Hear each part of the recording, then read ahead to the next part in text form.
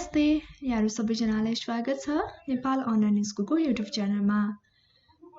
नेपाल राष्ट्र बैंक सहायक द्वितीयको जुन रिटन एक्जाम सेकेन्ड पेपर अन्तर्गतको इकोनोमिक्स टपिकलाई आजबाट हामी स्टार्ट गर्न गइरहेका छौं। त्यसैले अब आउनुहोस् हामी सुरुमा चाहिँ इकोनोमिक्स टपिकमा चाहिँ के पढ्नुपर्ने हुन्छ हामीले भनेर त्यसबारेमा छलफल गरौँ। त्यसपछि हामी च्याप्टर नम्बर 1 बाट चाहिँ स्टार्ट गर्ने छौं है। अब तपाई हामीलाई थाहा नै छ हामी इकोनोमिक्स टपिक पढ्दै छौं आजबाट भनेर, जुन चाहिँ रिटन एक्जामको लागि रहेको छ है। फर्स्ट पेपर यानी कि प्री टेस्टको लागि चाहिँ हामी रिटन एक्जामलाई सकेपछि पढ्ने छौं। तर हामी सुरुमा चाहिँ रिटन एक्जामको यो चाहिँ कुन पेपर हो भन्दाखेरि सेकेन्ड पेपर हो। रिटन एक्जाममा हामीले फर्स्ट पेपर र सेकेन्ड पेपर गरेर दुईवटा पेपरहरुमा पढ्नुपर्ने हुन्छ। अब सेकेन्ड पेपरमा चाहिँ इकोनोमिक्स पर्छ हैन, त्यसपछि म्यानेजमेन्ट पर्छ अनि बैंकिङ कानून र नीतिहरु पर्छ। हामीले म्यानेजमेन्टै सकिसकेका छौं, त्यसपछि बैंकिङ पनि सकिसकेका छौं भने अब हामीले चाहिँ जुन पोलिसीजहरु एक्टहरु चाहिँ पढ्न बाँकी रहेको छ है। हामी क्रमैसँग पढ्ने छौं जुन सिलेबसको आधारमा रहेको छ सबै कुराहरु। र अब हामीले बुझ्नुपर्ने के छ भने यो इकोनोमिक्स टपिकमा जुन चाहिँ सेकेन्ड पेपरको लागि रिटन एक्जाममा है कतिवटा प्रश्नहरु आउँछ, कति मार्कको र टोटल मार्क कति रहेको छ भन्ने सम्बन्धमा पनि सुरुमा हामीले बुझ्न जरुरी हुन्छ। त्यसैले यो इकोनोमिक्सबाट रिटन एक्जाममा चाहिँ जम्मा 4 वटा क्वेशनहरु आउँछ है। 4 वटा क्वेशनहरु कति मार्कको, प्रत्येक क्वेशनको चाहिँ 10 मार्क रहेको छ है। अब यसै गरेर 10 नम्बरको 4 वटा प्रश्नहरु भनेको चाहिँ जम्मा 40 मार्कको यानी कि 40 मार्कको चाहिँ हामीलाई क्वेशनहरु आउने गर्छ रिटन एक्जाममा है इकोनोमिक्स टपिकबाट। त्यसैले अब यो 4 वटा प्रश्नहरु चाहिँ कतिवटा च्याप्टरहरुबाट आउँछ, हामीले कतिवटा टाइटलहरुमा चाहिँ पढ्नुपर्ने हुन्छ, हाम्रो टपिकहरु कन्टेन्टहरु चाहिँ के छ भन्ने सम्बन्धमा पनि अब जान्न जरुरी हुन्छ। यो थाहा भयो भने चाहिँ हामीलाई पढ्न पनि एकदमै सजिलो हुनेछ है। अब सुरुमा चाहिँ हामी यहाँ कन्टेन्टहरु हेर्छौं है। हामीले के पढ्नुपर्छ त यो इकोनोमिक्समा। अब हेरौं, फर्स्टमा चाहिँ हामीले माइक्रो एन्ड म्याक्रो इकोनोमिक्सको कन्सेप्टलाई पढ्ने छौं है। त्यसपछि भनेको चाहिँ फेचर्स अफ नेप्लिज इकोनोमिक्सलाई हेर्ने छौं। यसभित्रका सम्पूर्ण कुराहरु त हामी अन्य भिडियोहरुमा यो टपिक आएपछि छलफल गर्ने नै छौं है। अनि तेस्रोमा भनेको चाहिँ हामीले म्याक्रो इकोनोमिक्सको इन्डिकेटर्सहरु भनेको जीडीपी, जीएनपी, एसडीआई लगायत धेरै रहेको छ इन्डिकेटर्सहरु। ती इन्डिकेटर्सहरु सबै हामी भिडियोमा नै पढ्ने छौं जुन चाहिँ यो म्याक्रो इकोनोमिक्सको रहेको छ है। अनि अर्को भनेको चौथो नम्बरमा हामीले पढ्नुपर्ने भनेको चाहिँ मोनिटरी एन्ड फिस्कल पोलिसीजहरु रहेको छ है। त्यसपछि अर्को पढ्नुपर्छ हामीले challenges of economics development in Nepal. त्यसपछि हामीले 6 नम्बरमा प्लानिङ एन्ड इकोनोमिक्स डेभलपमेन्टको बारेमा पनि पढ्छौं। त्यसपछि 7 नम्बरमा भनेको चाहिँ हाम्रो सिलेबसको आधारमै रहेको छ हैन, गभर्नमेन्ट बजेट। त्यसपछि यसको टाइप्सहरु अनि इम्पोर्टेन्सहरु के रहेको छ यस बारेमा पनि हामी डिस्कस गर्ने छौं। त्यसपछि फाइनान्शियल सेक्टरको रिफर्महरु हेर्ने छौं। र 9 मा भनेको चाहिँ हामी role of world bank ADB, त्यसपछि AIB, IMF in economics development of नेपालको बारेमा हेर्ने छौं। यानी कि हामीले यो इकोनोमिक्स टपिकमा चाहिँ जम्मा 9 वटा च्याप्टरहरु चाहिँ पढ्नुपर्ने हुन्छ। टोटल हाम्रो 9 वटा च्याप्टर रहेको छ है। अब 9 वटा च्याप्टरहरु त हामी क्रमैसँग पढ्दै जाने छौं। अब हामी फर्स्टमा आज के सुरु गर्दै छौं भन्दाखेरि यो भिडियोमा कन्सेप्ट अफ इकोनोमिक्स, त्यसमा के रहेको छ माइक्रो इकोनोमिक्स र म्याक्रो इकोनोमिक्सको बारेमा चाहिँ हामी आज डिस्कस गर्ने छौं। यसमा चाहिँ आज अध्ययन गर्ने छौं। त्यसैले अब आउनुस् आजको विषयवस्तुतर्फ लागौं।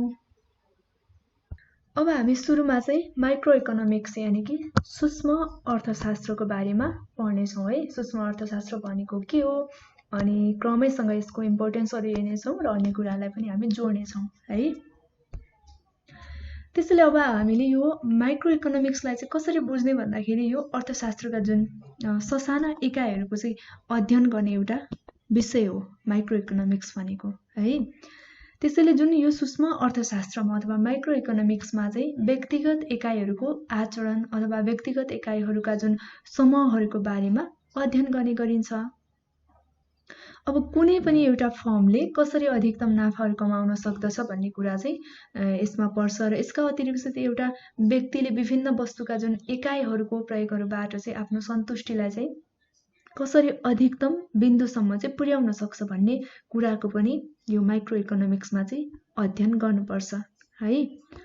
अनि यस प्रकारले अब सूक्ष्म अर्थशास्त्रका जुन सिद्धान्तहरुले चाहिँ के कुराहरुमा चाहिँ ध्यान दिन्छ त भन्दाखेरि अब आर्थिक क्षेत्रका विभिन्न एकाइहरू भयो हैन, भनेको चाहिँ अब उपभोक्ता भयो, त्यसपछि उत्पादक भयो अथवा फर्महरू भयो हैन, अनि कामदारहरू र जुन साधनका मालिकहरूले चाहिँ अब कसरी आर्थिक क्रियाकलापहरू गर्दछन् र कसरी तिनीहरू चाहिँ सन्तुलनका बिन्दुसम्म चाहिँ पुग्दछन् भन्ने कुराको चाहिँ यो माइक्रो इकोनोमिक्समा चाहिँ हामीले पढ्नुपर्ने हुन्छ है। अब यसपछि चाहिँ हामी सूक्ष्म अर्थशास्त्रको महत्त्वलाई हेर्छौं है। माइक्रो इकोनोमिक्सको इम्पोर्टेन्सहरु के रहेको छ।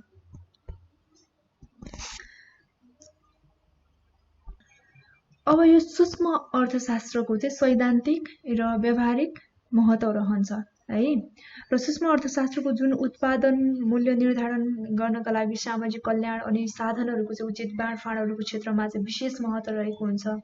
अनि यो माइक्रो इकोनोमिक्सका चाहिँ विभिन्न सिद्धान्तहरू बृहत अर्थशास्त्रका जुन म्याक्रो इकोनोमिक्सका चाहिँ थुप्रै समस्याहरूको चाहिँ अध्ययनका क्रममा चाहिँ मद्दत गर्ने हुनाले यसको चाहिँ विशेष महत्त्व छ हैन। भनेको चाहिँ यो सूक्ष्म अर्थशास्त्रले बृहत अर्थशास्त्रका समस्याहरूलाई पनि राम्ररी बुझ्नका लागि र कसरी अध्ययन गर्ने भनेर चाहिँ एकदमै महत्त्वपूर्ण भूमिका पनि खेल्ने गर्छ है। अब यसैले चाहिँ हामी यो आधुनिक अर्थशास्त्रको अध्ययनमा चाहिँ यो माइक्रो इकोनोमिक्सको चाहिँ के प्रयोगहरू अथवा महत्त्वहरू रहेको छ भन्ने सम्बन्धमा चाहिँ हामी यहाँ 5-6 वटा महत्त्वलाई चाहिँ हेर्ने छौं है। अब सुरुमा चाहिँ हामी स्वतन्त्र अर्थव्यवस्थाको जानकारी लिन यो बारेमा हेर्ने छौं। अब कसरी चाहिँ यसको महत्त्व छ त। माइक्रो इकोनोमिक्सको स्वतन्त्र अर्थव्यवस्थाको जानकारी लिने काममा हामी यसमा चाहिँ बुझौं। अब सूक्ष्म अर्थशास्त्रले चाहिँ स्वतन्त्र अर्थव्यवस्थाहरूको जानकारी लिनमा मद्दत गर्छ र सूक्ष्म अर्थशास्त्रले अब उत्पादन र वितरण सम्बन्धी आर्थिक गतिविधिहरूको जुन निर्णयमा पनि प्रमुख भूमिका निर्वाह गर्ने हुन्छ। यसले चाहिँ अब आधुनिक अर्थव्यवस्थामा योजनाहरू तर्जुमा गर्दा आवश्यक पर्ने सूचनाहरू चाहिँ केन्द्रीय स्तरसम्म चाहिँ पुर्याउने अथवा जानकारी दिने गर्छ। त्यसैले यो चाहिँ के हो त सूक्ष्म अर्थशास्त्रको एउटा महत्त्व हो। त्यसैगरी अर्को 2 नम्बरमा रहेको छ मूल्य निर्धारण यानी कि प्राइस डिटर्मिनेसन। अब मूल्य निर्धारण चाहिँ कसरी गर्छ अथवा कसरी गर्नुपर्छ अथवा यो चाहिँ माइक्रो इकोनोमिक्सको चाहिँ इम्पोर्टेन्स किन हो भन्ने सम्बन्धमा पनि बुझौं। अब जुन सूक्ष्म अर्थशास्त्रमा वस्तु अथवा सेवा अनि साधनहरूको चाहिँ मूल्यहरू निर्धारण सम्बन्धी अध्ययन र विश्लेषण गर्ने गरिन्छ हैन। यसैले चाहिँ अब सूक्ष्म अर्थशास्त्रलाई चाहिँ मूल्य सिद्धान्त भनेर पनि भन्ने गरिन्छ, प्राइस थ्योरी पनि भनिन्छ यसलाई चाहिँ। जुन सूक्ष्म अर्थशास्त्रले भागहरू 2 आपूर्तिको अन्तर्क्रियाबाट चाहिँ मूल्यहरूको निर्धारण कसरी हुन्छ भन्ने कुरा पनि बताउँछ। त्यसैले अब अर्थव्यवस्थामा चाहिँ यस्ता बाधाहरू हटाएर चाहिँ मूल्य संयन्त्रहरूबाट पुनः सन्तुलनको अवस्थाहरू कायम गर्ने कुरा चाहिँ यो माइक्रो इकोनोमिक्स अथवा मूल्य सिद्धान्तले चाहिँ निर्देशन गर्ने गर्दछ है, मूल्यको निर्धारण गर्ने गर्दछ। त्यसैगरी अर्को महत्त्व रहेको छ प्रबन्धकीय अर्थशास्त्र। अब यो चाहिँ कस्तो प्रकारको हो त भन्दाखेरि यो प्रबन्धकीय अर्थशास्त्रमा पनि अब सूक्ष्म अर्थशास्त्रको चाहिँ महत्त्व रहेको हुन्छ। किनभने अब सूक्ष्म अर्थशास्त्रको मूल्य निर्धारणहरू हैन, भागहरू विश्लेषण, त्यसपछि पूर्वानुमान अनि उत्पादन र लागतको विश्लेषण अनि नाफा निर्धारण, लगानी सम्बन्धी अब निर्णयहरू आदिको विषयमा चाहिँ व्यावसायिक क्षेत्रको चाहिँ छलफल हुने अध्ययन गर्ने भएकोले यसमा चाहिँ महत्त्वपूर्ण भूमिका रहन्छ यो प्रबन्धकीय अर्थशास्त्रमा। अर्को भनेको चाहिँ आर्थिक नीतिहरू रहेको छ, पोलिसीजहरू के रहेको छ त इकोनोमिक्स। अब जुन राज्यका आर्थिक नीतिहरू चाहिँ निर्धारण गर्नमा पनि यो माइक्रो इकोनोमिक्सको चाहिँ ठूलो महत्त्व रहेको हुन्छ है। अब सूक्ष्म अर्थशास्त्रले आर्थिक नीतिहरू निर्माणका लागि आवश्यक पर्ने सूचना अथवा उपकरणहरू चाहिँ उपलब्ध गराउने गर्छ। अनि सूक्ष्म अर्थशास्त्रले चाहिँ मूल्य निर्धारित अनि बजार संरचना सम्बन्धी अध्ययनहरू हैन, त्यसपछि विश्लेषणहरू गर्ने हुनाले यसबाट चाहिँ के हुन्छ भन्दाखेरि सार्वजनिक उपयोगिताहरू सम्बन्धी आर्थिक नीतिहरू इकोनोमिक्स पोलिसीहरू चाहिँ अवलम्बन गर्न राज्यलाई पनि थप सहयोग पुग्नेछ है। यो पनि एउटा माइक्रो इकोनोमिक्सको एउटा महत्त्व रहेको छ। त्यसैगरी अर्को 5 नम्बरमा छ साधनहरूको बाँडफाँड। अब सूक्ष्म अर्थशास्त्रले चाहिँ उत्पादनका जुन साधनहरूको आदर्श बाँडफाँडमा पनि महत्त्वपूर्ण भूमिका खेल्ने गर्छ है। यस्तो चाहिँ वस्तु अथवा सेवाहरू उत्पादन गर्दाखेरि आवश्यक पर्ने जुन साधनहरूको चाहिँ मितिव्यय भनेको चाहिँ इकोनोमी रूपले चाहिँ बाँडफाँड कसरी गर्न सकिन्छ त हैन, इकोनोमी रूपले बाँडफाँड गरेर चाहिँ अधिकतम आर्थिक लाभहरू चाहिँ कसरी प्राप्त गर्न सकिन्छ भन्ने कुराको चाहिँ बुझ्नका लागि अथवा अध्ययन गर्नका लागि चाहिँ मद्दत गर्ने गर्छ। अब 6औं नम्बरमा छ अन्तर्राष्ट्रिय व्यापार, इन्टरनेसनल ट्रेड रहेको छ। अब अन्तर्राष्ट्रिय व्यापारको अध्ययन एवं विश्लेषण गर्नमा पनि यो माइक्रो इकोनोमिक्सको चाहिँ विशेष महत्त्व रहेको हुन्छ है। अब सूक्ष्म अर्थशास्त्रले अथवा माइक्रो इकोनोमिक्सले चाहिँ वस्तुहरूको माग, त्यसपछि मागहरूको लोज हैन, मागहरूको पूर्वानुमान अनि मूल्य निर्धारण, लागत विश्लेषण, नाफा निर्धारण आदि इत्यादि लगानी सम्बन्धी जुन व्यावसायिक क्षेत्रहरूमा पनि विशेष भूमिका खेल्ने गर्छ। अब त्यसैगरी अर्को छ सामाजिक कल्याण, सोशल वेलफेयर। अब सामाजिक कल्याणमा चाहिँ जुन सामाजिक कल्याण गर्ने कार्यको लागि सूक्ष्म अर्थशास्त्रहरूको ठूलो भूमिका रहेको हुन्छ, महत्त्व रहेको हुन्छ है। अब यसले चाहिँ सामाजिक कल्याणका लागि यथोचित कर प्रणालीहरूको सम्बन्धमा पनि राज्यलाई चाहिँ आवश्यक पर्ने सूचनाहरू चाहिँ प्रवाह गर्ने काममा सहयोग पुर्याउने गर्छ। र यो चाहिँ भयो माइक्रो इकोनोमिक्सको इम्पोर्टेन्सहरू, यानि कि सूक्ष्म अर्थशास्त्रको महत्त्व हामीले 7वटा महत्त्वलाई हेरिसकेका छौँ। अब यसपछि चाहिँ हामी यो माइक्रो इकोनोमिक्सको स्कोपहरू चाहिँ के रहेको छ त्यसको क्षेत्रहरूलाई हेर्नेछौँ है। सूक्ष्म अर्थशास्त्रको क्षेत्र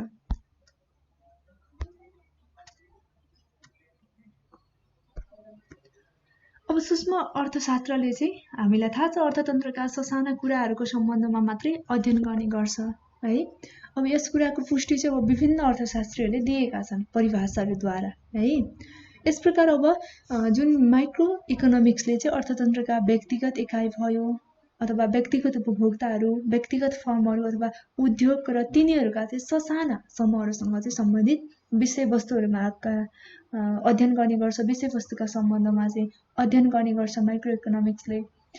अनि यो सूक्ष्म अर्थशास्त्रले अध्ययन गर्ने यिनै विषयहरूलाई नै यसका अध्ययनका चाहिँ क्षेत्र अन्तर्गत समेट्ने गरिन्छ है। र यस प्रकार सामान्य रूपमा चाहिँ हामीले सूक्ष्म अर्थशास्त्रको क्षेत्रहरू चाहिँ सीमित देखिए तापनि के हुन्छ भन्दा व्यक्तिगत रूपमा चाहिँ सम्पूर्ण अर्थव्यवस्थाहरूको चाहिँ एउटा मुख्य आधारको रूपमा रहेको पाउँछौँ। त्यसैले गर्दा हामी यो माइक्रो इकोनोमिक्सको स्कोपहरूलाई चाहिँ विभिन्न भागमा बाँडेर चाहिँ अध्ययन गर्नेछौँ। अब फर्स्टमा चाहिँ हामी उत्पादनको मूल्य निर्धारण सम्बन्धी सिद्धान्त रहेको छ, यो बारेमा अध्ययन गर्नेछौँ। थ्योरी अफ प्रोडक्ट प्राइसिङ रहेको छ है।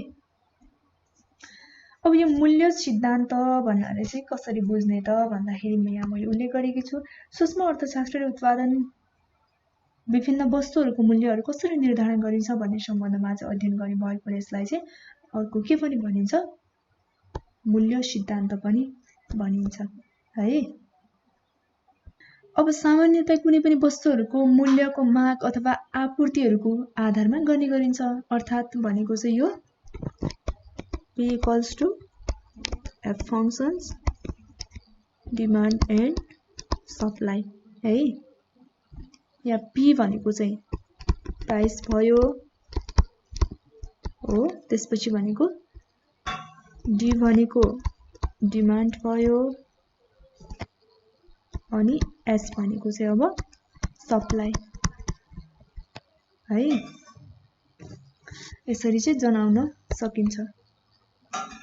यति मात्रै नभएर अब कुनै वस्तुहरूको मूल्य त्यस वस्तुप्रति उपभोक्ताको रुचि अथवा आचरण हैन, प्रतिस्थापन, वस्तुको मूल्यहरू आदिद्वारा पनि प्रभावित हुन्छ। त्यसैले अब सूक्ष्म अर्थशास्त्रको अध्ययनका जुन क्षेत्रभित्र मागको सिद्धान्त अथवा उपभोक्ताहरूको व्यवहार सम्बन्धी सिद्धान्त आदिका सम्बन्धमा पनि अध्ययन गर्ने गरिन्छ है। त्यसैगरी नम्बर 2 मा रहेको छ उत्पादनका साधनहरूको मूल्य निर्धारण रहेको छ है।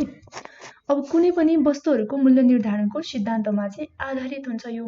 र वस्तुहरू उत्पादन गर्दाखेरि अब विभिन्न किसिमका साधनहरू जस्तो श्रम, पुँजी अनि भूमि अथवा उद्यमीहरूको संयुक्त प्रयासहरूबाट चाहिँ गर्ने गरिन्छ हैन। र ती साधनहरू चाहिँ प्रयोग गरे बापत अब साधनका मालिकहरूलाई चाहिँ के तिर्नुपर्छ त भन्दाखेरि ज्याला, लगान, ब्याज अथवा मुनाफा प्रदान गर्नुपर्छ अथवा तिर्नुपर्छ। र यी उत्पादनका अब विभिन्न साधनहरू चाहिँ उत्पादन कार्यको लागि प्रयोग गरे बापत पारिश्रमिक के का आधारमा चाहिँ दिइन्छ त अथवा पारिश्रमिकहरू चाहिँ कसरी निर्धारण गर्ने गरिन्छ भन्ने सम्बन्धमा चाहिँ यो उत्पादनका साधनहरूको मूल्य निर्धारण सिद्धान्त चाहिँ केमा अध्ययन गरिन्छ भन्दाखेरि सूक्ष्म अर्थशास्त्रले अध्ययन गर्ने गर्दछ। त्यसपछि अर्को रहेको छ आर्थिक कल्याणको सिद्धान्त। यसमा चाहिँ हामी उत्पादन दक्षता र जुन वितरणमा दक्षता पनि रहेको छ है। अब यो आर्थिक कल्याणको सिद्धान्त चाहिँ के हो त भन्ने सम्बन्धमा जुन सूक्ष्म अर्थशास्त्रहरूको महत्त्वपूर्ण भागहरू चाहिँ के हो त आर्थिक कल्याणको सिद्धान्त पनि हो। अब त्यसैले गर्दा यसलाई चाहिँ कल्याण अर्थशास्त्र पनि भन्ने गरिन्छ है, यो आर्थिक कल्याणको सिद्धान्तलाई चाहिँ। यस अन्तर्गत चाहिँ अब आर्थिक कार्यदक्षताका सम्बन्धमा पनि अब अध्ययन गर्ने गरिन्छ। यसका साथसाथै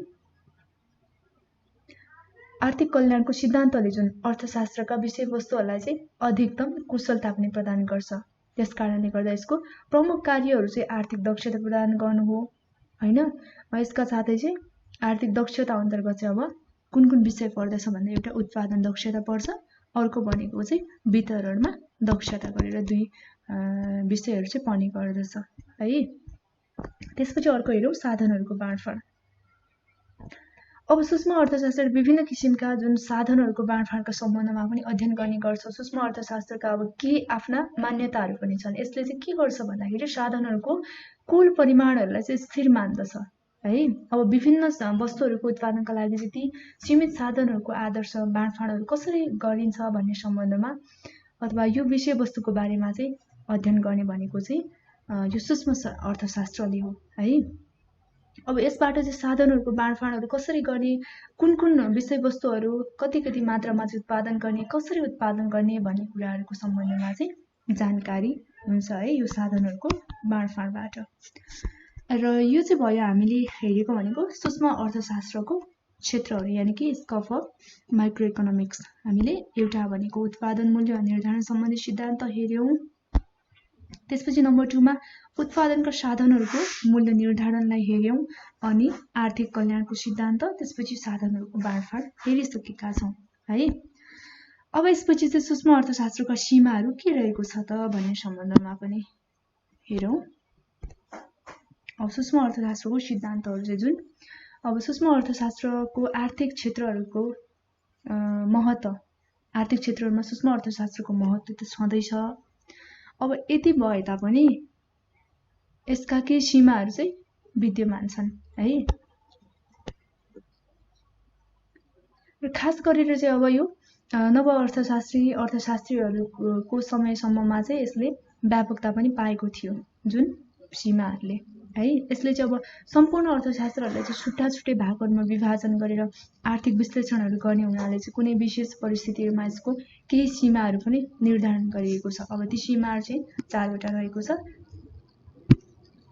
फर्स्टमा रहेको छ पूर्ण रोजगारीको मान्यतामा आधारित हुन्छ यो। त्यसपछि दोस्रोमा भनेको चाहिँ सूक्ष्म अर्थशास्त्रको निष्कर्ष भनेको चाहिँ सम्पूर्ण अर्थव्यवस्थामा लागू हुँदैन अथवा लागू हुन सक्दैन है। अर्को सीमा भनेको चाहिँ अब थर्डमा चाहिँ के छ भने सूक्ष्म अर्थशास्त्रले जुन अर्थव्यवस्थाका ससाना भागहरूको मात्रै अध्ययन गर्छ। यो पनि एउटा यसको लिमिटेसन हो, किनकि यसले चाहिँ ससाना भागहरूको मात्रै अध्ययन गर्ने गर्छ नि त है।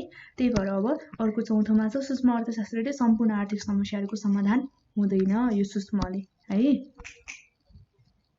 र यो भयो हामीले पढेको भनेको चाहिँ सूक्ष्म अर्थशास्त्रको सीमाहरू रहेको छ। र यो सँगसँगै हामीले चाहिँ माइक्रो इकोनोमिक्सको लिमिटेसन, यसको इम्पोर्टेन्सहरू हेरिसकेका छौँ। अब यसपछि चाहिँ हामी बृहत अर्थशास्त्र यानि कि म्याक्रो इकोनोमिक्सको बारेमा पढ्नेछौँ।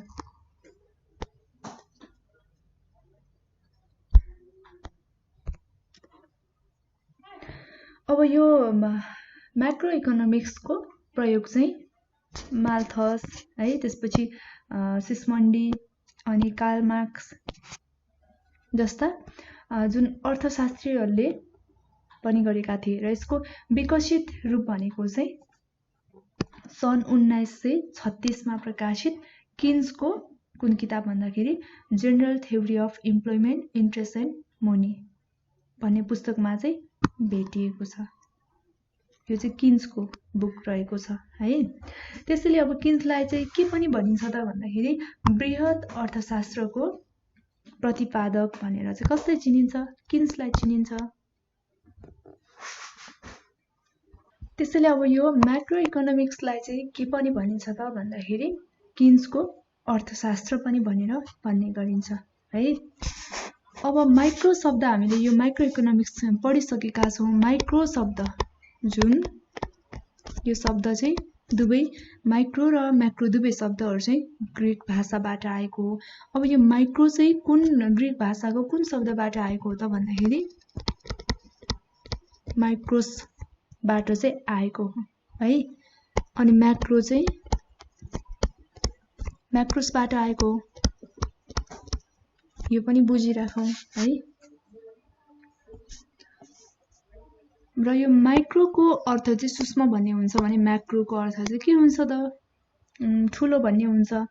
यसबाट जब के प्रश्न हुन्छ भने जुन बृहत अर्थशास्त्रको अर्थ भनेको चाहिँ व्यापक हुन्छ है। त्यसैले अब बृहत अर्थशास्त्रले कुनै पनि एउटा फर्म अथवा उद्योग जस्ता व्यक्तिगत इकाइहरूको मात्रै अध्ययन नगरिकन जुन माइक्रो इकोनोमिक्सले गर्ने अध्ययनहरू मात्रै नगरिकन चाहिँ के गर्छ त यो बृहत अर्थशास्त्रले भन्दाखेरि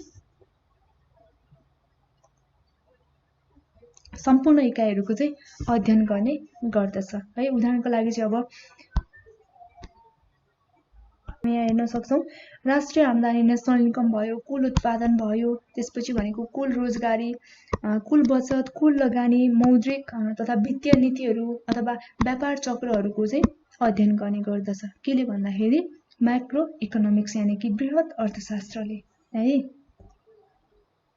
त्यसैले अब माइक्रो इकोनोमिक्सलाई चाहिँ अर्थतन्त्रको बृहत अथवा समष्टिगत अध्ययन गरिने भएकोले यसलाई चाहिँ सामूहिक अर्थशास्त्र भनेर पनि भन्ने गरिन्छ बृहत अर्थशास्त्रलाई। र बृहत अर्थशास्त्रलाई चाहिँ जुन आम्दानी अथवा रोजगारीको सिद्धान्त पनि भन्ने गरिन्छ। यसको मुख्य कारण भनेको चाहिँ जुन यसको अध्ययन क्षेत्रभित्र राष्ट्रिय आम्दानीको निर्धारणहरू गर्ने तत्त्वहरूको चाहिँ अध्ययन पनि गर्नु हो। त्यसैले अब बृहत अर्थशास्त्र भनेको चाहिँ सम्पूर्ण अर्थतन्त्रहरूको सामूहिक अध्ययन गर्नु हो है। र बृहत अर्थशास्त्रको सम्बन्धमा चाहिँ अब विभिन्न अर्थशास्त्रीहरूले दिएको परिभाषाहरूबाट पनि के स्पष्ट हुन्छ भने चाहिँ बृहत अर्थशास्त्र भनेको चाहिँ एउटा अर्थतन्त्रमा कुल उत्पादन होइन, अनि त्यसपछि रोजगारी, मूल्यस्तर अथवा तिनीहरूको समयावधिमा चाहिँ परिवर्तनको दरहरू निर्धारण गर्ने शक्ति अथवा तत्त्वहरूको चाहिँ अध्ययन हो भनेर चाहिँ हामी बुझ्न सक्छौँ है। र हामीले हेरिसकेका छौँ यो म्याक्रो शब्द ग्रिक भाषाको माइक्रोसबाट माइक्रो, त्यसपछि म्याक्रो चाहिँ म्याक्रोसबाट आएको भनेर हेरिसकेका छौँ।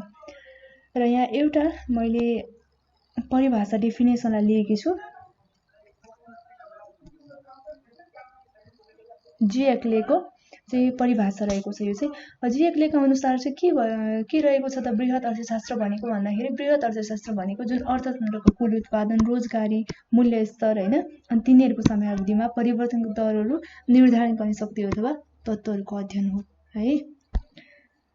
र अब यसपछि चाहिँ हामी बृहत अर्थशास्त्रको क्षेत्रहरू हेर्छौँ के रहेको छ यसको स्कोपहरू। सुरुमा चाहिँ हामी फर्स्टमा रहेको छ बृहत अर्थशास्त्रको क्षेत्र अन्तर्गत पर्ने आय, उत्पादन अथवा रोजगारीको सिद्धान्त, यसलाई चाहिँ हेर्नेछौँ है।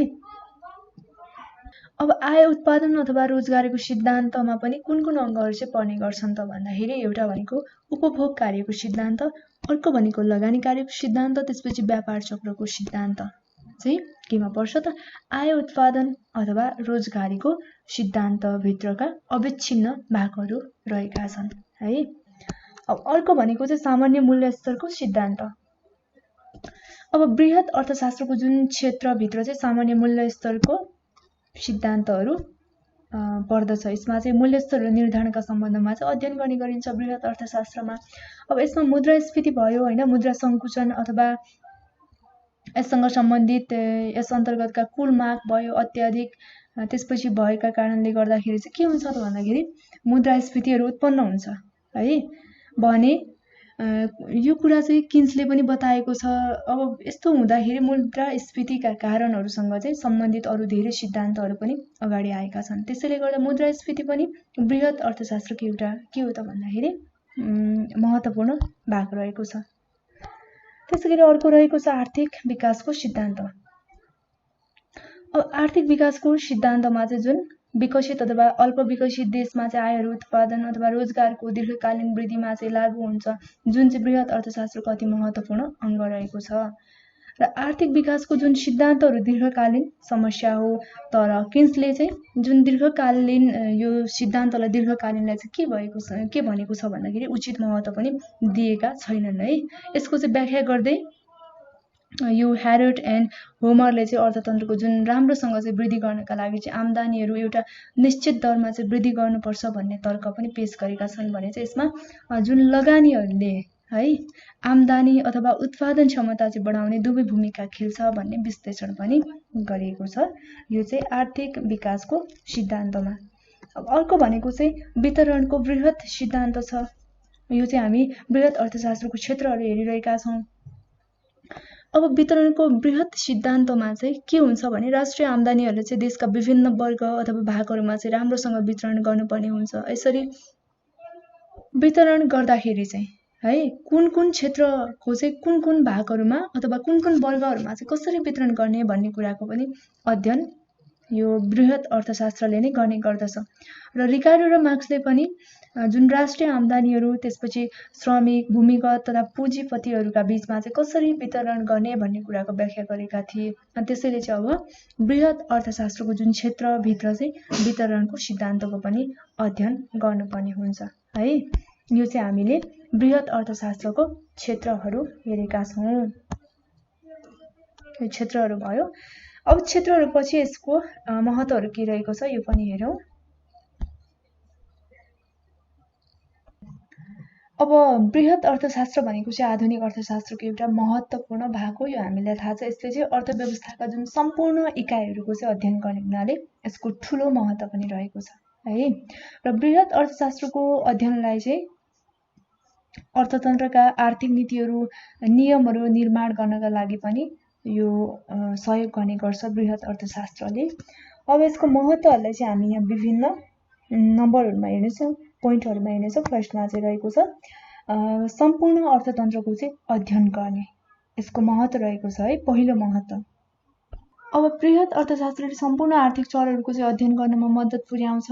यही सम्पूर्ण चरहरूको अध्ययन गरेर नै व्यक्तिगत चरहरूका जुन व्यवहारका बारेमा चाहिँ अध्ययन गर्न अथवा केही कुराहरू चाहिँ निश्चित रूपमा व्यक्त गर्न सकिन्छ है।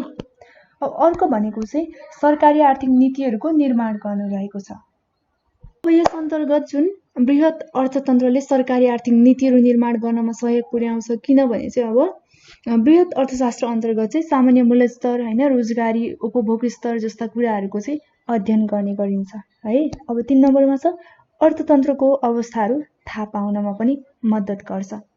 अब बृहत अर्थशास्त्रको जुन अध्ययनहरूबाट चाहिँ देशको आर्थिक वृद्धि के कसरी भइरहेको छ भन्ने कुरा पनि थाहा पाउन सकिन्छ। बृहत अर्थशास्त्रले चाहिँ अब सम्पूर्ण आर्थिक क्षेत्रहरूको अध्ययन गर्ने भएकोले गर्दा आर्थिक वृद्धिका निर्धारक तत्त्वहरूको बारेमा पनि जानकारी दिने गर्छ। यो चाहिँ अर्थतन्त्रको अवस्थाहरू थाहा पाउनु पनि भयो एउटा महत्त्व भनेको। त्यसैगरी अर्को महत्त्व भनेको चाहिँ आर्थिक वृद्धि थाहा पाउनु है। अब आर्थिक वृद्धि थाहा पाउनेमा चाहिँ देशको आर्थिक वृद्धिहरू के कसरी भइरहेको छ भन्ने कुराहरू थाहा पाउन सकिन्छ। यस बारेमा चाहिँ है आर्थिक वृद्धिका निर्धारक तत्त्वहरूको बारेमा चाहिँ जानकारी दिने भएकोले यो आर्थिक वृद्धिहरू पनि थाहा पाउन सकिन्छ। अर्थतन्त्रको अवस्था पनि थाहा पाउन सकिन्छ। आर्थिक वृद्धि भइरहेको छ कि छैन, कति भइरहेको छ, कसरी भइरहेको छ भन्ने कुरा पनि थाहा पाउन सकिन्छ। त्यसपछि अर्को छ राष्ट्रिय आम्दानी तथा आर्थिक योजना। अब राष्ट्रिय आम्दानी अथवा आर्थिक योजनामा चाहिँ के हुन्छ भने बृहत अर्थशास्त्र देशको राष्ट्रिय आम्दानीहरू बारेमा जानकारी लिन र आर्थिक योजनाका निर्धारण गर्नका लागि चाहिँ त्यो कुराहरूमा पनि जुन आर्थिक योजनाका निर्धारण गर्नमा पनि सघाउ पुर्याउने हुन्छ है। अर्को भनेको चाहिँ समूहगत चरहरूको अध्ययन गर्नु रहेको छ। अब बृहत अर्थशास्त्रले जुन समूहहरूबाट चरहरूको अध्ययन गर्ने हुनाले चाहिँ अर्थतन्त्रमा अर्को पनि थप ठुलो महत्त्व पुग्दछ अथवा सहयोग पुग्दछ। त्यसैगरी 7 नम्बरमा छ मौद्रिक समस्या समाधान गर्न।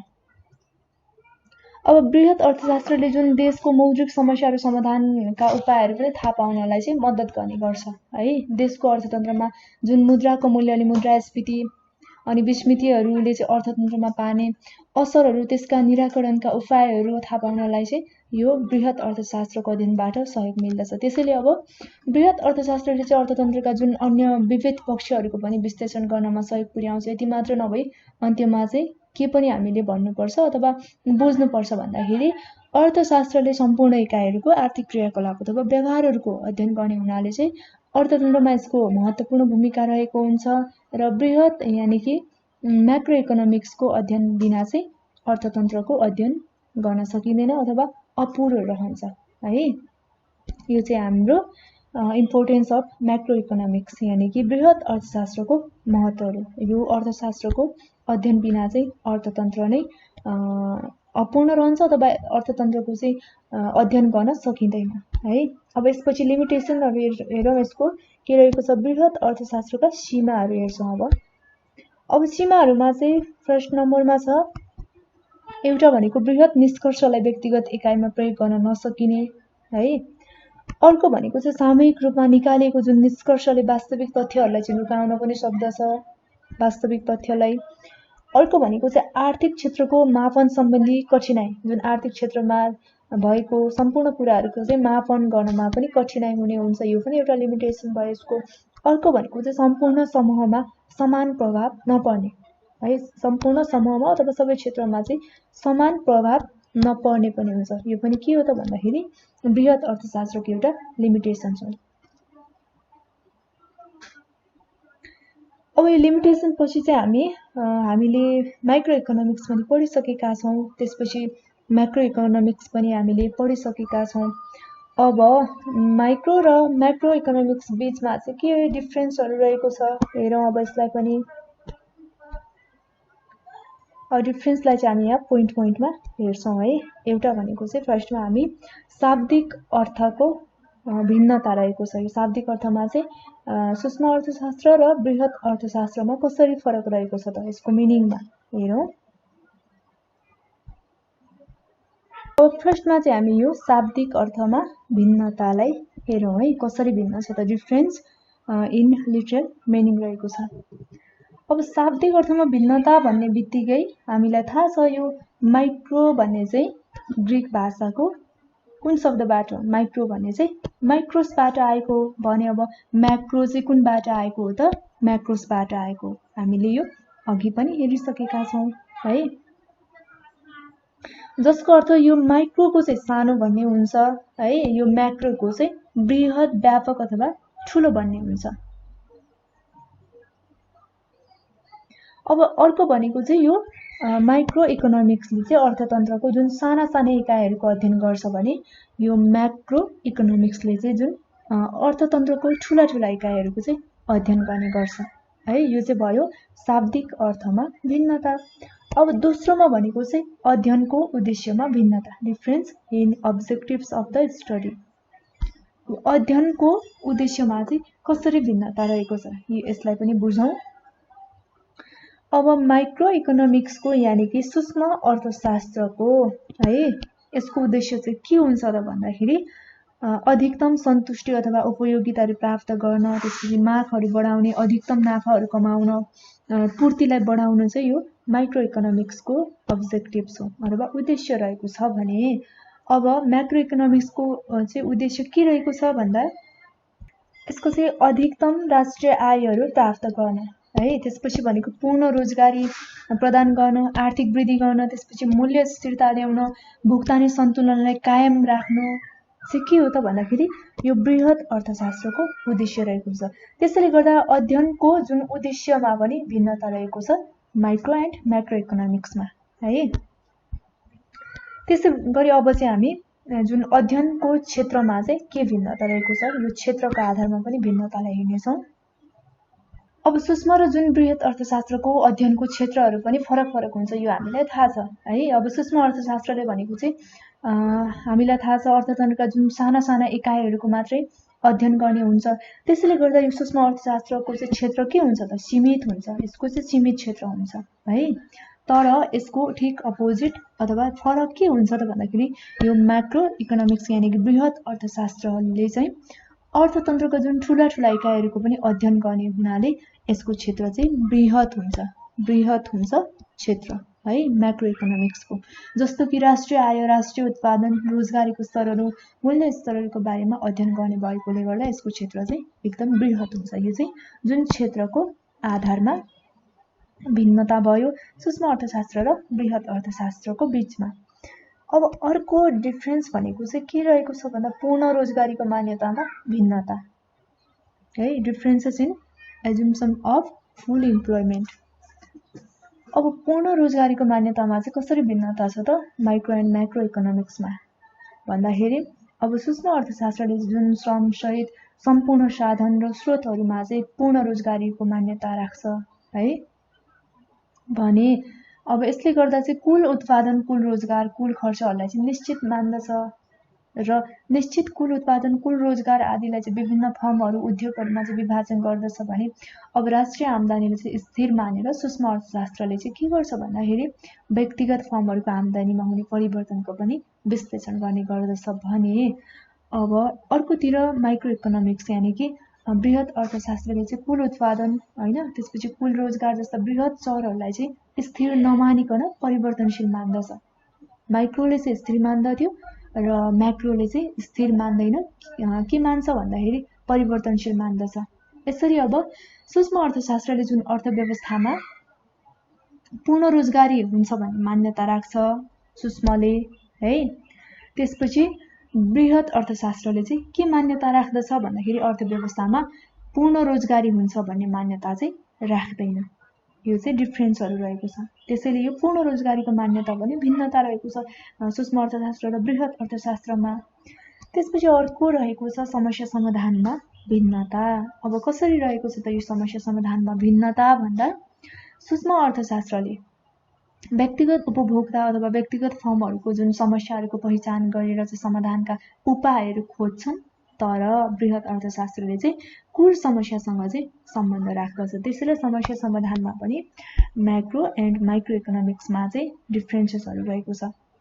त्यसै गरी अर्को भनेको चाहिँ वितरणको अध्ययनमा भिन्नता कसरी रहेको छ भन्दा सूक्ष्म र बृहत अर्थशास्त्रको चाहिँ अब छुट्टा छुट्टै वितरणसँग चाहिँ सम्बन्ध रहेको हुन्छ र सूक्ष्म अर्थशास्त्रले अब सूक्ष्म वितरणहरूको सिद्धान्तको अध्ययन गर्छ भने यसमा चाहिँ विभिन्न वस्तु अथवा सेवा अनि साधनहरूको चाहिँ मूल्य निर्धारण हुन्छ भने अर्कोतिर बृहत अर्थशास्त्रले चाहिँ राष्ट्रिय आम्दानी त्यसपछि राष्ट्रिय उत्पादनहरूको साधनहरूको चाहिँ वितरणका बारेमा चाहिँ अध्ययन गर्ने भएकोले यो वितरणको अध्ययनको सम्बन्धमा पनि भिन्नता रहेको छ सूक्ष्म र बृहत अर्थशास्त्र बीचमा।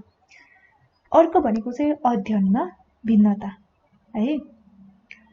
अब सूक्ष्म अर्थशास्त्रले चाहिँ व्यक्तिगत व्यवहार र आचरणहरूको बारेमा अध्ययन गर्छ भने यसले कुनै पनि व्यक्तिले कसरी आम्दानीहरू प्राप्त गर्छ है, कसरी खर्च गर्छ त र उत्पादकले आफ्ना साधनहरूलाई कसरी प्रयोग गर्छ भन्नेको सम्बन्धमा चाहिँ विश्लेषण गर्छ भने अर्कोतिर बृहत अर्थशास्त्रले सम्पूर्ण समाज अथवा समूहकै व्यवहार र जुन आचरणहरूको चाहिँ बृहत रूपमा व्यापक रूपमा चाहिँ अध्ययन गर्ने गर्छ र यस बृहत अर्थशास्त्रले जुन राष्ट्रिय आयको वितरण भयो त्यसपछि मूल्य स्तर आदिको सम्बन्धमा चाहिँ विश्लेषण गर्ने गर्छ। त्यसैले यो अध्ययनमा पनि भिन्नता रहेको छ है।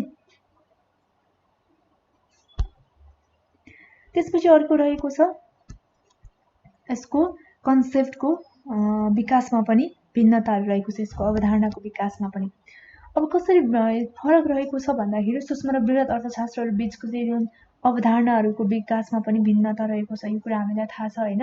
अनि सूक्ष्म अर्थशास्त्रको अवधारणामा चाहिँ जुन शास्त्रीयहरू भनेको चाहिँ अब यो सूक्ष्म अर्थशास्त्रमा चाहिँ रिकार्डो भयो, जेभिचे भयो, त्यसपछि नव अर्थशास्त्री भनेको चाहिँ अल्फ्रेड मार्शल भयो।